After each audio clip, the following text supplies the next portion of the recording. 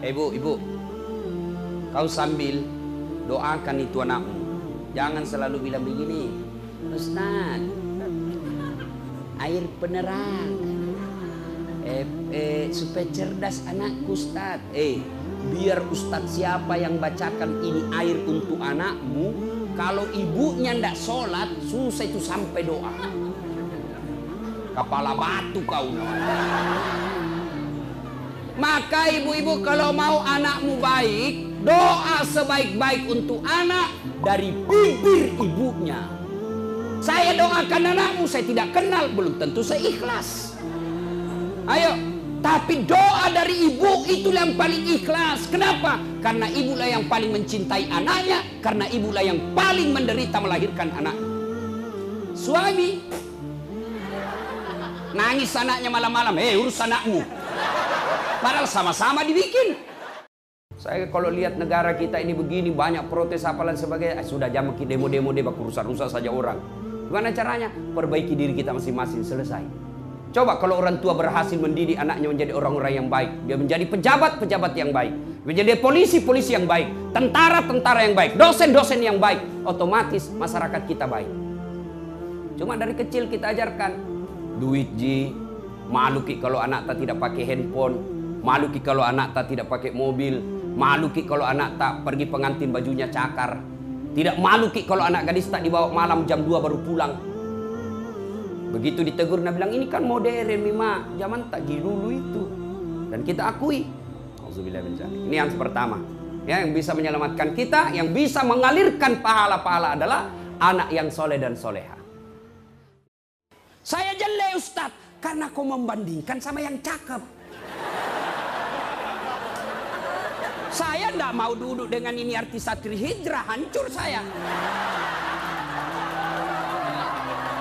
Kalau saya dekat-dekat di sini, hancur saya, Pak.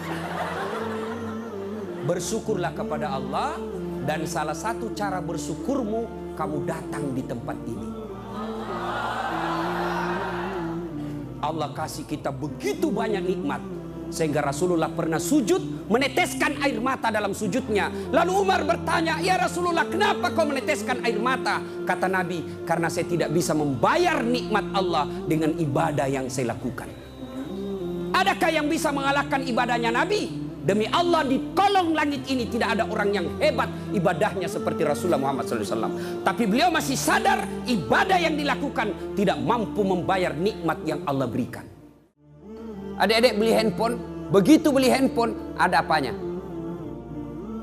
Ada petunjuk penggunaannya, dan di situ ditulis warna merah, baca buku pedoman penggunaan sebelum menggunakan handphone.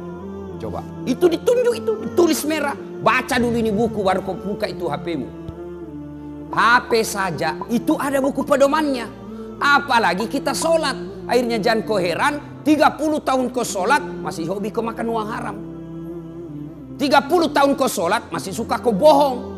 30 tahun kau sholat masih suka kau maksiat. Kenapa? Karena sholatmu belum seperti yang dihendaki Allah. Padahal Allah sudah jelaskan, inna sholata tanha anil fasya'i wal munkar. Ayat ini kita sudah hafal semua dari tak kecil. Sesungguhnya sholat itu mampu mencegah kalian dari perbuatan keji dan mungkar. Ternyata akhir-akhir ini makin banyak godaan setan. Bukan cuma selimut, bukan cuma tepung, bukan cuma paku. Ada model baru. Apa? Handphone. Orang sudah ceramah masih sibuk dia begini. Itu setan itu.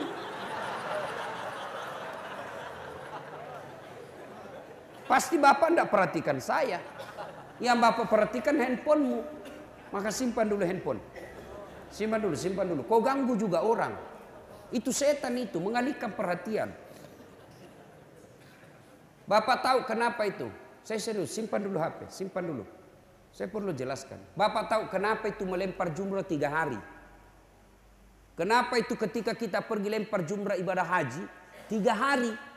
Dan satu tempat 7 batu. 3 hari, satu setan besar, setan kecil, setan menengah. 3 tempat, masing-masing 7 batu. Dan 3 hari. Berapa berarti kalau 3 hari? 21 batu 1 hari. 3 hari berapa?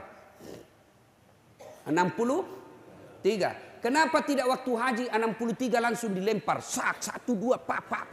Kenapa tidak langsung habis? Itu pelajaran buat kita bahwa melawan setan itu perlu nafas panjang. Kau keluar dari rumahmu, setan sudah kau kalahkan. Tapi dia mundur, tidak. Nah, goda lagi kau. Apa cara godanya? Cepat. Tidak usah kau sholat sunnah. Sudah mau kamat. Oh, setan itu. Oke, Bapak sholat sunnah, apa setan mundur? Tidak. Tidak usah kau baca surat pendek, Al-Fatihah saja. Setan itu. Begitu kita selesai sholat, oke, baca surat pendek. Apa setan menyesal? Mundur? Tidak. Cepat kok, gerakan pasti cepat. Akhirnya sholatnya kayak kilat. Itu yang Al-Quran sindir. Ara'aital ladzi yukatsibu biddin. Tahu tidak kamu pendusta agama? Apa itu disebut pendusta agama? Sholatnya dusta, puasanya dusta, hajinya dusta. Siapa mereka? Mereka yang lalai dalam sholatnya. Siapa yang lalai dalam sholatnya? Mereka itu kalau sholat. Ditanya, kenapa cepat sekali? Ya kan saya sudah hafal, saya sudah 21 tahun sholat. Saya hafal sudah itu, biar saya tutup mata saya bisa. Sholat bukan soal hafal, bos. Sholat itu soal penghambaan diri kepada Allah. Kalau soal hafal bilang kau saja Allahu Akbar, Tuhan bacaannya sama kemarin, Assalamualaikum. Selesai begitu saja. Tapi kan sholat ini penghambaan diri.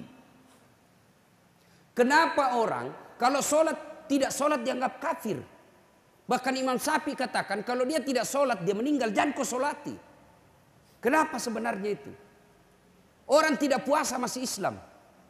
Orang tidak haji masih Islam. Orang tidak bayar zakat masih Islam. Tapi ketika tidak sholat, kafir. Kenapa? Karena puncak penghambaan diri, deklarasi bahwa saya hamba, itulah sholat. Orang puasa belum tentu sepenuhnya menghambakan diri. Kenapa? Bisa puasa sambil berjualan. Masih ada kerjaan lain. Orang puasa masih bisa kita baring-baring. Orang puasa masih bisa dengar musik. Orang puasa masih bisa main gitar. Belum total dia menghambakan diri. Coba. Orang haji masih bisa bikin kegiatan lain. Bahkan ketika haji boleh kita peluk-peluk istri. Ketika haji bapak boleh berniaga. Boleh bawa bersana ke batu cincin, pergi jual di Mekah. Boleh. Ketika bayar zakat boleh bapak berbisnis. Tapi ketika sholat semua kegiatan dunia hentikan, kau hambaku. Lahir batin kita menghambakan diri. Makanya dikatakan orang yang sholat kafir. Kenapa? Disitulah puncak pengakuan kita. Ya Allah, saya hamba, kau Tuhan. Coba ketika bapak sholat, ada enggak kegiatan lain? Ada. Minimal 5 menit tidak ada kegiatan lain. Tidak boleh kau sambil sholat sambil main gitar. Orang gila. Allahu Akbar, mengap. Sami Allahu liman hamidah. Begadang, jangan begadang. Tidak boleh, bos. Kau puasa boleh tidak nyanyi? Boleh. Darah muda, darah yang pada remaja. Batal puasamu? Tidak. Bagaimana kalau wudu? Batal tidak? Kumur-kumur, batal. Batal. Kenapa bisa? 3 kau kasih masuk, 1 je keluar. Kumur-kumur. 3 kali masuk, kenapa 1 keluar? 2 yang kau hisap. Boleh pak. Bayar zakat. Bapak boleh berniaga. Boleh. Bapak sambil jalan pergi ke masjid bakar zakat fitrah. Sampai di masjid ada telepon. Bos, ada beras 5 kilo. Ada. Bisa bapak sambil bayar zakat, bisnis. Boleh. Sahadat.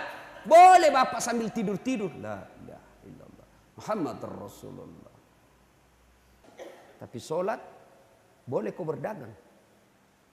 Allahu Akbar. Allahu Akbar kabir. Halo, Assalamualaikum. Ada telur? Oh ada, tunggu dulu. Boleh enggak bapak sholat sambil bisnis? Tidak boleh. Maka itulah puncak penghambaan manusia. Lahir batin. Lahirnya apa? bacaannya kita, badannya kita. Lahir batin kita menghamba kepada Allah. Apa anggota tubuh yang paling mulia? Dari kepala sampai kaki, apa anggota tubuh yang paling mulia, Pak? Yang paling mulia? Apa? Kepala. Bapak bercanda, pegang pukul paha, masih ketawa orang. Bapak dorong perut, masih ketawa. Tapi jangan kau coba-coba dorong kepalanya. Kurang ajar kau. Iya toh? Apa yang paling hina di anggota tubuh kita? Apa? Kaki. Kau kasih uang orang pakai kaki, marah dia. Kenapa? Kaki ini hina. Dah saat ini uangnya, ambil kau. Wow, aku bilang saya miskin, jangan kasih gitu, saya tikam kau. Kenapa? Kaki ini paling hina. Tapi ketika Anda sholat, kepalamu yang mulia, rendahkan seperti kakimu yang hina. Kenapa? Kau hamba di hadapan Allah. Kau hamba, hina kau di hadapan Allah. Kau hambaku. Coba kalau bapak datang sama manusia, menyesal, datang sama pak polisi minta tolong. Bapak melanggar, minta supaya hukuman dikurangkan. Kita cium itu lututnya, Pak polisi maafkan saya, saya salah kesian. Pak, sampai kakinya dicium, maafkan saya Pak, jangan penjara istriku 3 Pak. Oh Tuhan.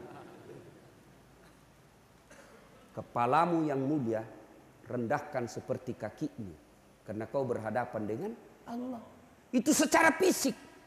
Ikrar kita juga bacaan kita. Kita apa yang kita baca? Inna salati wa nusuki wa mahyaya wa mamati lillahi rabbil alamin. Kita baca juga. Secara fisik juga kita baca. Iyyaka na'budu wa iyyaka nasta'in. Puang, ini mi puang lo sompah, nania ini to mi puang wallo tulungi. Ya Allah, hanya Engkau Tuhanku yang kusembah dan hanya Engkau Tuhanku yang aku ibadah. Minta tolongi. Maka ketika sholat tak boleh kalian buru-buru. Ya, itu setan itu. Nah, apa setan ini? Alhamdulillah, setan sudah hilang ini hari.